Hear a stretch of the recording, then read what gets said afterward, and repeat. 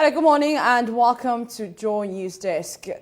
Coming up, price stabilization and recovery levies on petrol, diesel and LPG effective February 1st. What does that mean? We will find out.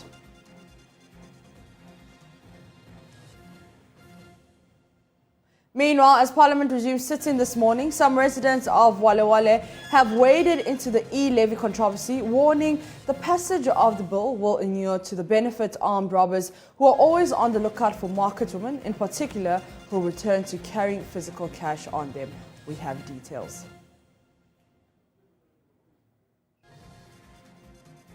Also, stakeholders in the education sector very worried about new reforms being introduced by government as they call for stronger consultation on the subject before implementation. We have business and sports all as part of this package. I am Apito CBD. Stay for details.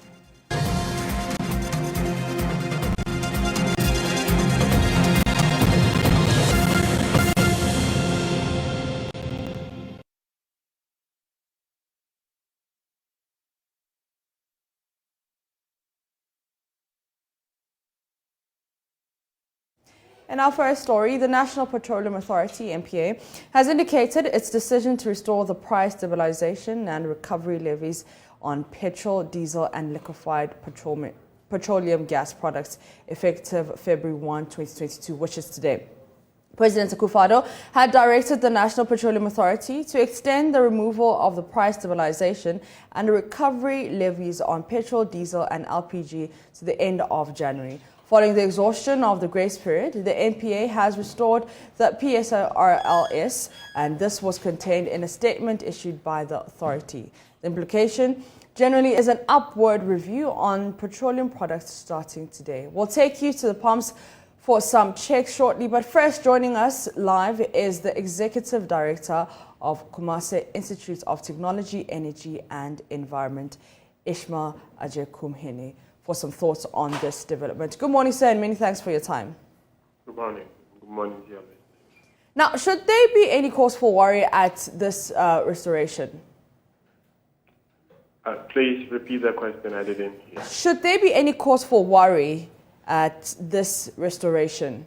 Well, it's basically the 16 pesos, 14 pesos addition to what you pay per liter, addition to what you pay at the pump, apart from any other adjustment that may be coming from as a result of movements in the world market and exchange rate. So it's going to be an upward adjustment. I mean, it's just restoring to where we used to be before they decided to take those levies off for the 2-month period. Now, this definitely means an increase in petroleum prices. Should consumers be agitating or remain calm and just adjust?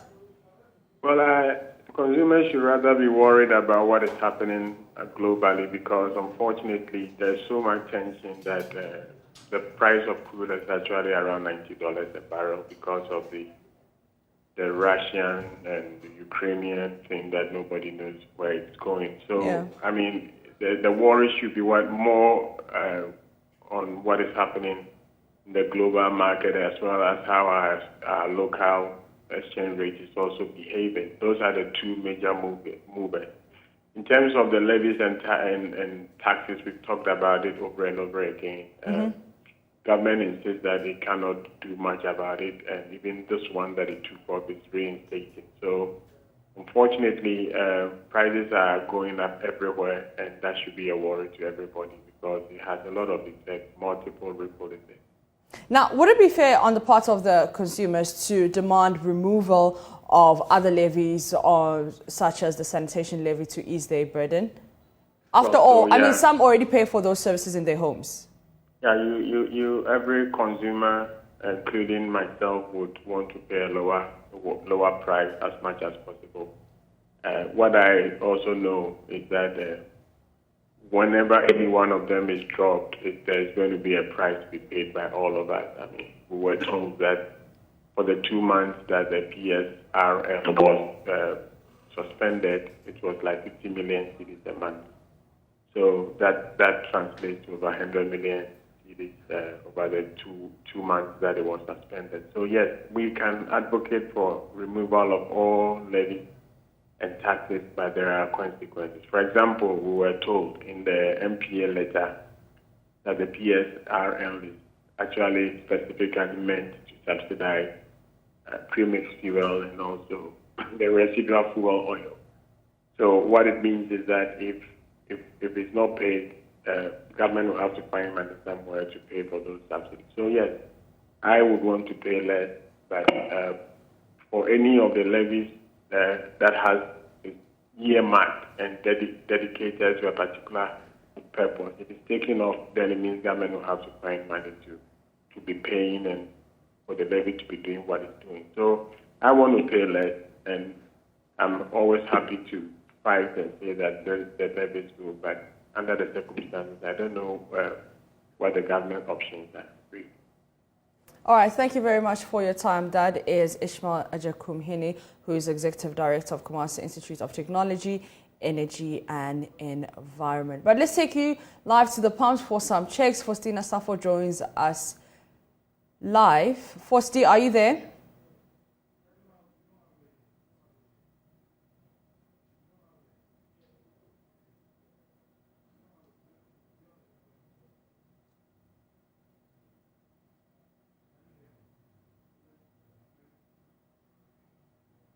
All right, we'll try to bring you Faustina later in the bulletin. But let's go to the northeast region, where some residents of Wale have called on Vice President Dr. Baumea to stop the passage of the E-levy. According to them, the passage of the levy will have adverse implications, including the collapse of their businesses and other sources of livelihood, which they say are already suffering as a result of COVID-19 and the high cost of basic goods and services. The residents also claim that the introduction of the levy will inure to the advantage of armed robbers operating in the area, as market women who may attempt to evade payment of the levy could revert to the cash system. The residents are therefore pleading with the Vice President to consider the plight of his people back home and ensure the bill is reversed.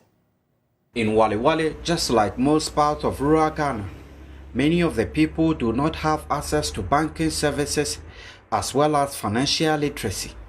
To add this to the problem is the issue of the rampant activities of armed criminals who take advantage of the financial inclusion gap to target especially market women and small business owners. The introduction of mobile money services, however, provided the people with a secure way to safeguard their capital and investment from these criminal gangs, as they no longer carry huge amounts in cash on market trips. And with the ongoing controversy over whether or not to pass the electronic transaction levy, which foresees an additional 1.75% tax on mobile money payment, bank transfer and other electronic transactions, residents of Wale have been raising their concerns, among them a former Northern Regional Minister and a 2020 parliamentary candidate of the NDC for the Wale constituency, Mr. Abdallah Abakar. I would want to send a very important word to my elder brother, His Excellency the Vice President, that his constituency, the Wale constituency, is one of the constituencies that is most hit by armed robbers on the periodic market days, when market women travel all the way from the villages to Wale or Wale back to the villages for market. Like Pargo market, the Bulgaria market, the Janga market, the Du market. They are periodically and rampantly subjected to street armed robbery where they lose their capital.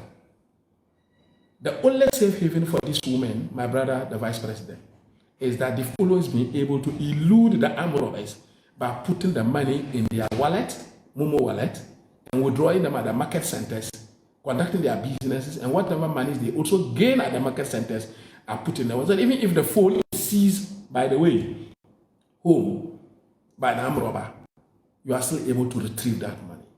So if the policy is good for everybody in Ghana, I would want to remind my big brother, the Vice President, that that tax is not good for his people in the Wale area, and then let him consider the plight of his people back home. According to him, the attempts to impose such a levy abundantly exposes the desperation of an incompetent and a failing government. Nobody will tell you that this government is desperate because they have mismanaged the economy, and their performance in managing the economy is so abysmal and appalling that they've decided to look everywhere for any money. So even at the moment, there is no longer discrimination as to what kind of money the government wants to mobilize. And for me, and my opinion on this matter is that, look, it is not a good tax. Government should reconsider and consider the plight of the already suffering Ghanaians. This man, Hamidu Abakari, a fridge technician in Wale Wale, says the levy will adversely affect his business as well as put pressure on his little income. The E-levy there, we don't want it today, we don't want it tomorrow. From A to Z, we are against it. The vice president should come out and speak on the E-levy. We want him and we are begging him.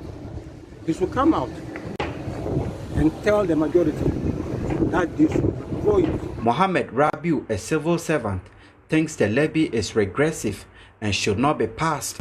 E-levy is not the policy of Ghana problem. Are they telling us that when they pass E-levy next year, they will not look for more other taxes to add? If E-levy was the way forward, then why did they even increase percentage to about 15%? All other taxes has been increased by 15%. So I think that it is only they are finding the cheapest and the easiest way. And they have been saying, we didn't even say. My own brother, our senior brother, Dr. Alhaji Mahmoud Bawumia, the Vice President of the Republic of Ghana, he himself said that it is not good for us to tax Momo. So are we now saying that all that he has been telling us was imposing that? This 50-year-old commercial tricycle driver is also kicking against the passage of the levy.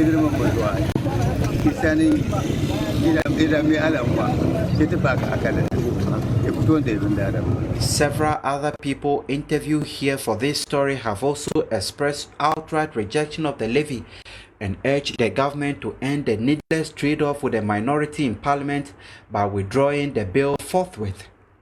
Reporting for Joy News, Ilyas Sutanko, Wale Wale.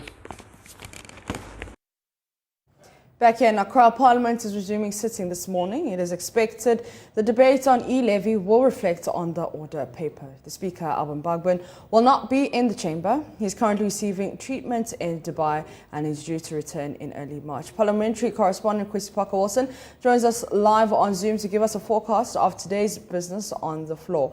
Parker, what can we expect this morning, and have you seen the order paper? Mas, the order paper is not in yet, and so one cannot tell what's contained in the order paper. Now, the business for this week were told last week that it would feature on the order paper today. But as we don't have the order paper now, one cannot tell. But as I mentioned, the majority leader last week Friday indicated to the House that on Tuesday, when they return, they would debate their policy, that is the E-levy. But let me be quick to add that the minority has served notice. At any point in time, when the debate on the E-levy is occasioned, a vote will be taken. And so you don't debate and defer the voting till the Speaker returns. So it is better that they suspend the debate and the subsequent voting on the E-levy in the absence of the Speaker until he returns. So when the Speaker comes, that is when they can now deal with the policy and also vote on the matter, whether the motion will be lost or perhaps the motion will be carried through by the majority who is insisting that this E-levy is the one-shot bullet that will solve almost all the problems in this country. So we'll be keeping tabs on it. When we get the order paper and it's featured on it, obviously we'll update our viewers on what's happening in Parliament. Also, do we know what time they will start? Well, so the advertised time is 10 a.m. And Mark, let me say that for Parliament, they can advertise for 10 a.m., but sometimes they may start at 12 or 1.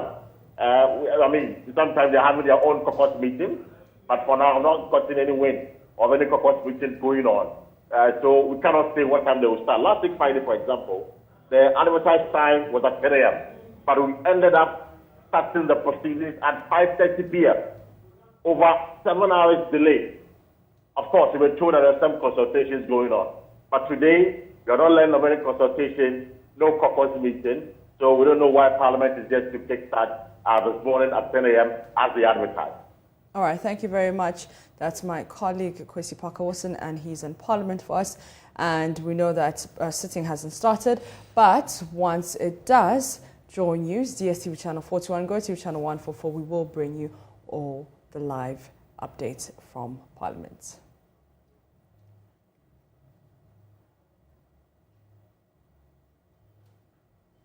The government says it is progressively building an educational system to leapfrog the inequality in the sector, which has created the unintended consequences of low productivity in schools.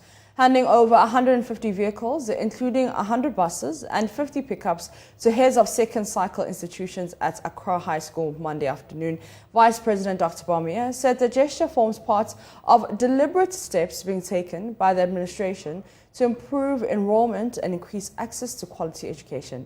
There's more in this report. And all the buses well working and maintained throughout their life. Amen? Amen.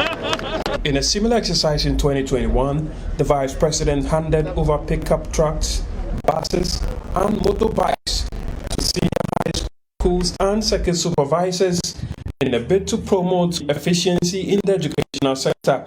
Dr. Bawumia at the handing over ceremony on Monday encouraged the head teachers to maintain the vehicles with the ultimate goal of training students who will actively participate in the transformation of the country. It is well documented that the availability of good transportation for students positively impacts the quality of education delivery. An efficient transportation system in our schools increases student enrollment and encourages many students to stay in school. Indeed, it has been said that a dependable transportation system in schools improves the safety of students and makes teachers and students more productive. Also, an efficient transportation system in schools is key to hastening the economic transformation and the development of our country as envisioned by this government. Minister of Education Dr. Yao Seyeduchum said the distribution of buses forms part of government's effort to transform the educational sector.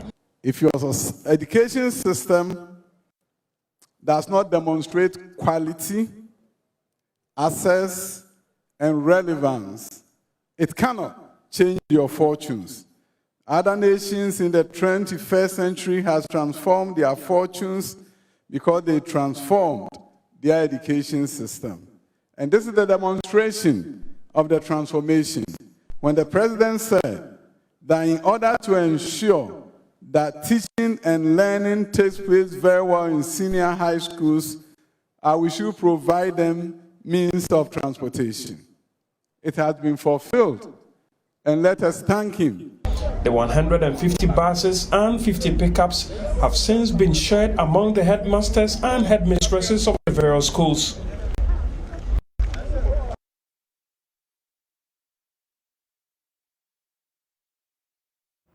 In the Ashanti region, the Kumasi Metropolitan Assembly has renewed efforts to decongest the central business district as unauthorized trading on pavements creates huge vehicular and human congestion. City guards were seen today driving hawkers off pavements. The action comes in the wake of threats by traders in other satellite markets to return to the city centre after their colleagues who were moved from the old central market continue to occupy the street. The central business district of Adum Kejetia, Dr. Mensa and its environs remains choked as traders defy orders to leave unauthorized trading spaces. We'll bring you the story after this break.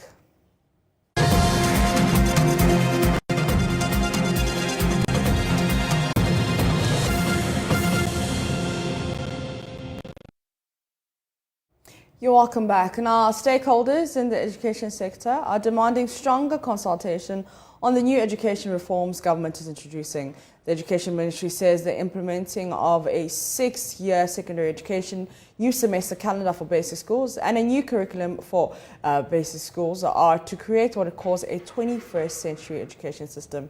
Executive Director of Education think tank Africa Education Watch, Kofi Asare, says these reforms can only be effective and smoothly implemented if government engages all interested parties. He spoke on PM Express. We have been told that there's a 21st century model school being built in some areas. And that 21st century school will actually replace 12 junior high schools everywhere planted in this area. Meaning, if the school is planted in Adenta, 12 schools in Adenta municipality or around Adenta will now have attend junior high school in that particular model school. I call it the cluster-based approach to providing junior high school education. Now, that school will have enhanced STEM facilities, that a proper junior secondary school or junior high school should have, which is fantastic. But the question is that how does this approach solve the problem of inequality in access? Because if you move this concept to rural areas, you realize that already the distance covered to school is more than 10 kilometers. The average rural child walks to the next community to attend junior high school, covering about 10 kilometers a day. Now, if you are going to expand that already existing and worrying distance covered to school, which is acknowledged in the government-owned education strategic plan, by placing the junior high school in a central location for 12 schools, for 12 primary schools to attend, then you will end up increasing the distance covered to school instead of reducing it as captured as the strategy government is pursuing in the education strategic plan.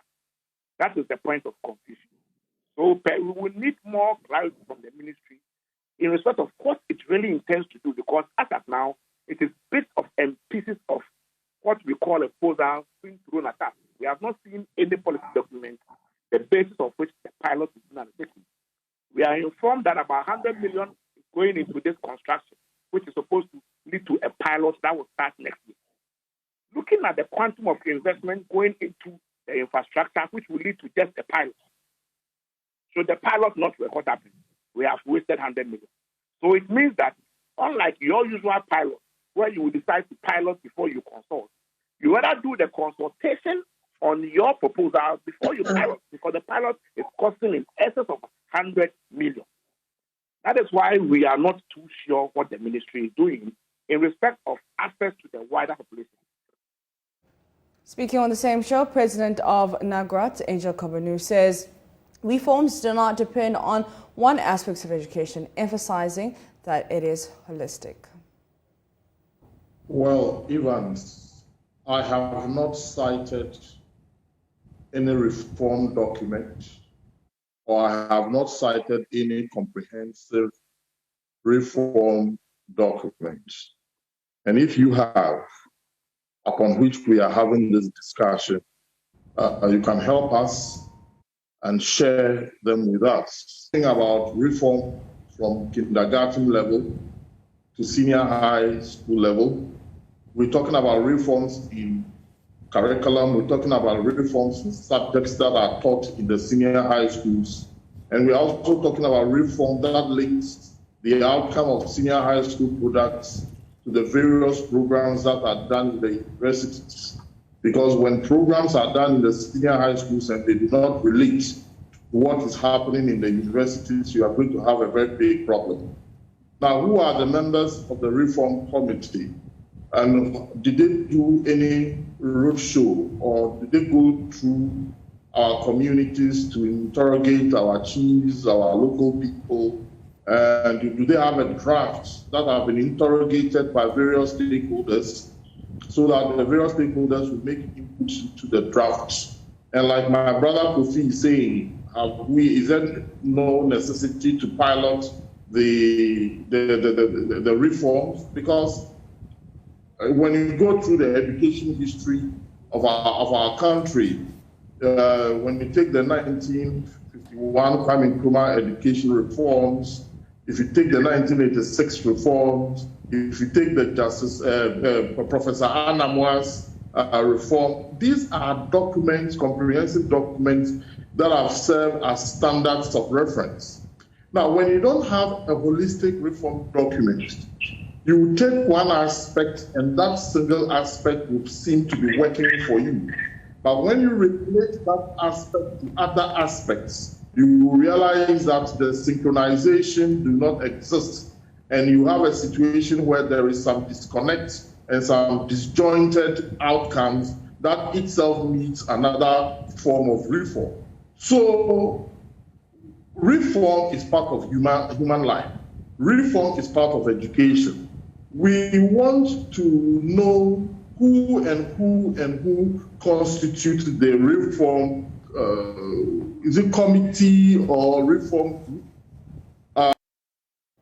Well, what difference will these initiatives make in the sector? Minister of Education Dr. Yao Soedichum has been explaining the rationale behind the new initiatives in the education sector. He spoke with Raymond Aqua on Upfront last week.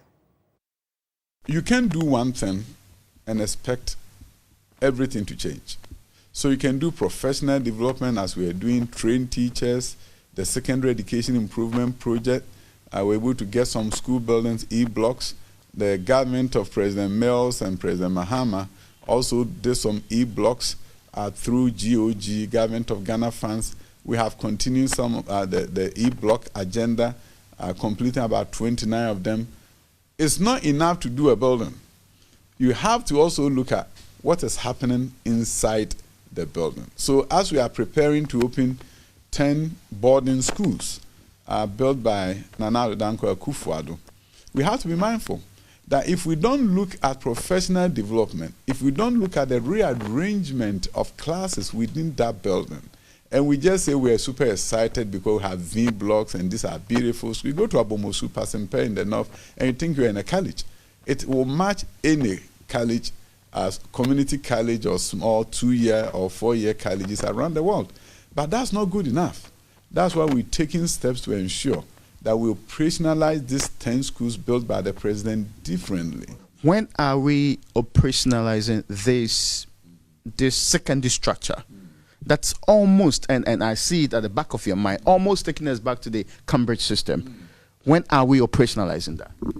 Some of the facilities are currently under construction across the country. Some we have to cast salt for their construction. You saw the Accra STEM Academy. It goes from KG all the way to senior high school, so that has that built-in opportunity. And then we have new schools like Chamba that we are building, that is a lower secondary school. The high school that we are building in Busono, in Savannah, we include the lower secondary.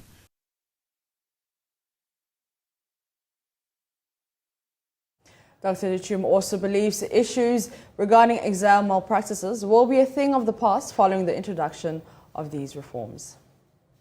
Concerns with exams and how leakages and all those things. You know, something that happened on the NST, we made sure different regions have different tests. And in fact, we are going to do this next year, where you sit in a classroom and your questions may be different from that of your colleague.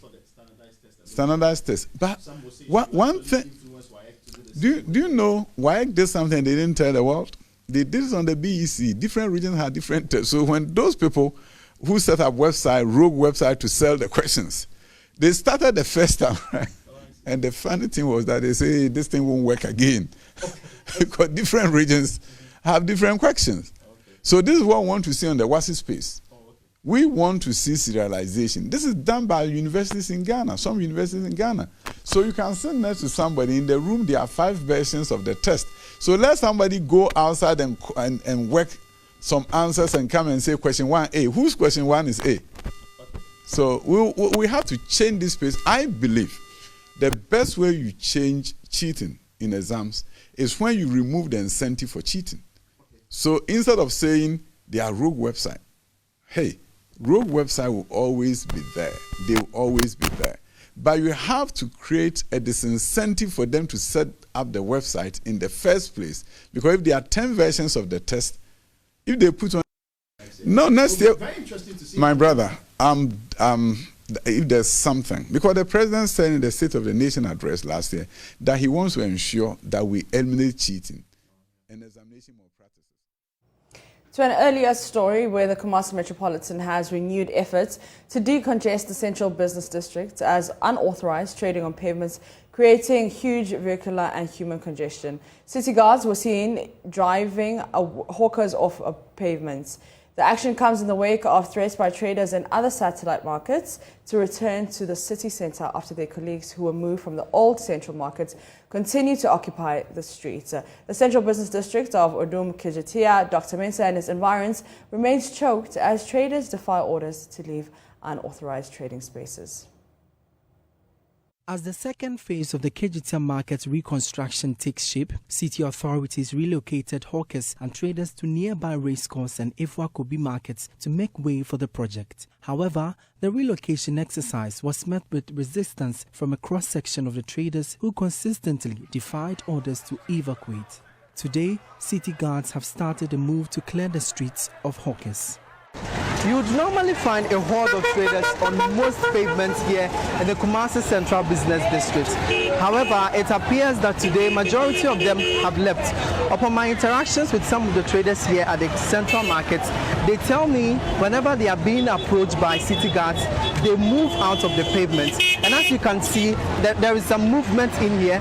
Vehicular traffic and even human traffic is being eased. And then the field over here is quite okay as compared to before, where majority of these traders were marketing on the pavements. Meanwhile, some traders who moved to the racecourse markets are threatening to return to the pavements if authorities fail to move their colleagues to the new market. They argue patronage at the markets is low.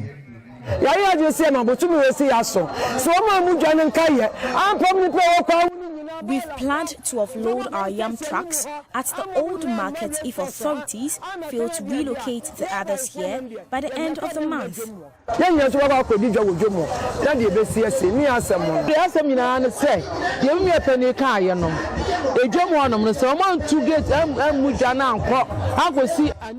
Our old customers don't want to come here, but if authorities demolish the other blocks, they will all come here.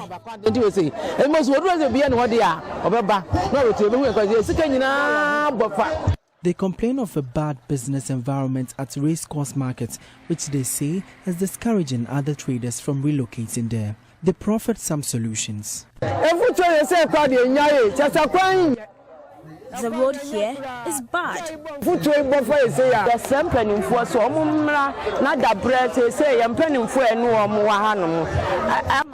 We are pleading with the authorities to finish up with the construction here so the others can join us.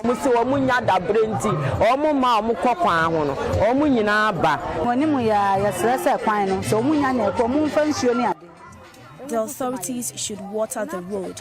They should also relocate some of the vehicles here. From Kumasi for Joy News, Emmanuel Bright Kweku reporting. You're still watching Joy Newsdesk. We'll be back after this break.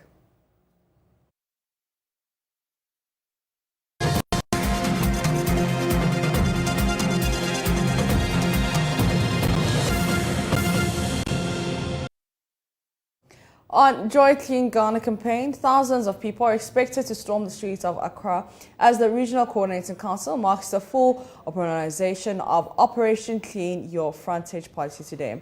The policy, among other things, mandates all individuals and entities to clean the immediate frontage without fail. Now, the policy was first launched in October 2021 in fulfillment of the Akufo-Addo's promise to make Accra the cleanest city in Africa.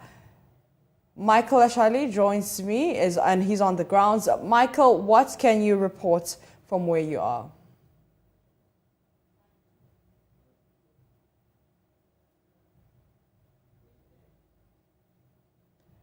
Michael Ashali, if you can hear me, what can you tell me? Where are you and what can you report?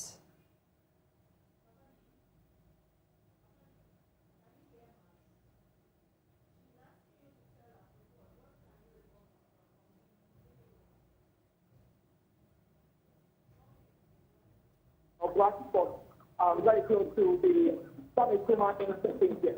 Well, just about a few minutes ago, about half an hour ago here, the regional minister in the full implementation of Operation Get the Profit came to around that place, and he saw a couple of shops that have been put up here. Now, what I'm picking up is that there was an order for a removal. So he ordered for the stores, the makeshift stores, to be removed. But the people, the occupants of these stores, are fiercely resisting it.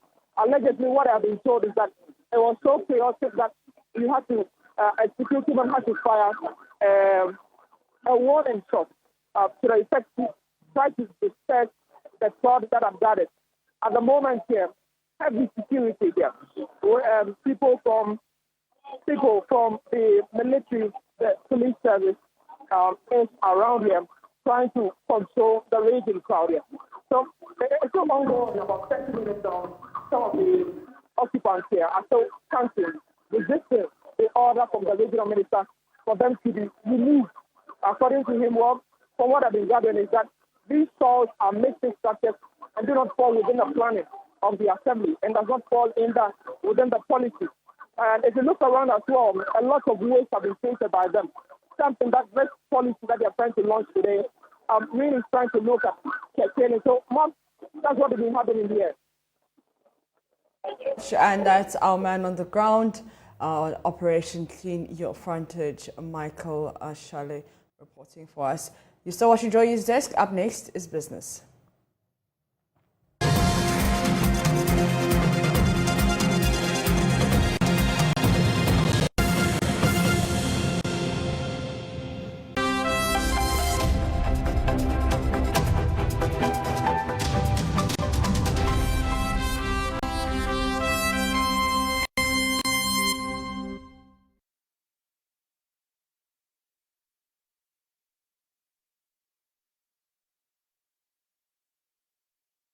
Good morning, welcome to Business. My name is Darryl Kwao. The Ghana Enterprises Agency has supported 74 medium and small-scale enterprises with 7 million Ghana cedis. This according to the agencies to aid the growth of local businesses post-COVID-19. Chief Executive Kosi Yankee-Aye says the initiative is intended to help the private sector expand and create more job opportunities. Here's more. At the grant and agreement signing and orientation ceremony, Ghana Enterprises Agency pledged to aid medium and small-scale enterprises to create employment through their support. It said the disbursement of the monies to the group will be done in the next few weeks. Chief Executive Officer of the agency, Kosi Yankee-Aye, revealed that her outfit will, in the coming days, launch the Technical Assistance and the Hybrid SME Fund, which is in line with government's aim to grow the economy. In the next few months, we're going to launch the Technical Assistance and the High Growth SME Fund. As I mentioned, government is looking at pushing for the Ghana Economic Transformation Project to transform the economy and support more SMEs, which means that we were going to provide more support to SMEs and to build them. So within the next 3 months, so within the next month or two, you will not see the same, but in 3 months onwards, we will roll out the technical assistance and access to finance component that would provide really targeted interventions to SMEs to help them. She said the agency will partner the Ghana Export Promotion Authority to provide a framework that will aid micro, small and medium enterprises take advantage of the African Continental Free Trade Area to expand their businesses. Agreement. I think that for a lot of SMEs, and for those who are here now, our goal as Ghana Enterprises Agency is to help build them. So provide them with the tools to be able to be competitive. You need to improve your productivity, even improve your sales locally. So we're going to work in partnership with GEPA, Ghana Export Promotion Agency. They also have programs, and they have been leading the programs to build on supporting SMEs to take advantage of the AFTAG. The Ghana Enterprises Agency works to promote and develop businesses in the MSME space. Now, preliminary data from the 2021 Population and Housing Census did not provide a specific figure on Ghana's housing deficit. However, the country is estimated to have a housing deficit of about 2 million units. Nikuba and Apanti and associates have taken an initiative to reduce the challenge encountered by Ghanaians. My colleague, Beverly Broom, visited them and has filed this report. It's a barren land, but the vision is to transform it into an estate by the end of June. Not the usual estates with iron rods and blocks with concrete binding them together to make a home. This one, you and I are not so familiar with. Let's find out more from Anapanti and Associates. Thousands of people lack a place of abode due to the expensive nature of housing in Ghana. It is common to find people seeking shelter in the open because they cannot afford it. But that narrative could soon change as Chief Executive Officer of Nikuba, Batimos Nikwe, tells me they have an idea to depart from the norm of home building to make homes accessible to many with the creation of prefab housing. We noticed that using prefabricated housing can reduce the cost of housing by 60%. And 60% is a huge margin, So we also looked at some few factors, and we've realized that it can really solve a major problem. Fun fact, it costs us $15,000 to build a 50-meter square two-bedroom house. Typical units like the Tema communities that was built by Kwame Nkrumah. What makes prefab homes different from the normal block building? Nikwe tells us more. Prefab is equally as competent as block housing. Steel is as strong as concrete. The only difference is the mode and the process that you do in building. When you have houses, you even get cracks. You have to patch it. But still, you don't get those issues. There's nothing like crack. There's nothing like any damage, and it's fireproof. Hope Latinyuonu, mortgage consultant at Anapanti and Associates, has been speaking about the affordability of prefab housing and their mortgage plans for Ghanaians. The two-bedroom is going to cost $28,000, which is going to be on a plot size of 50 by 70 feet. The three-bedroom goes for $36,000, which is on the 50 by 70 plot size. And the four-bedroom, which is a two-story, goes for $55,000, which is on a 70 by 70 feet plot size. We've signed up with two top banks to offer mortgages at a very low interest rate. And the most interesting part is this. The mortgage lifespan is over a period of 20 years, depending upon one's age. It is new, it is exciting, it's affordable. With the advent of technology, with creativity becoming a new norm, you are a potential homeowner, as Anapanti and Associates have redirected the focus on how to build a home. Beverly Broom for Joy Business. All right, that's it for business. Sports is coming up next with Muftau. Don't go anywhere.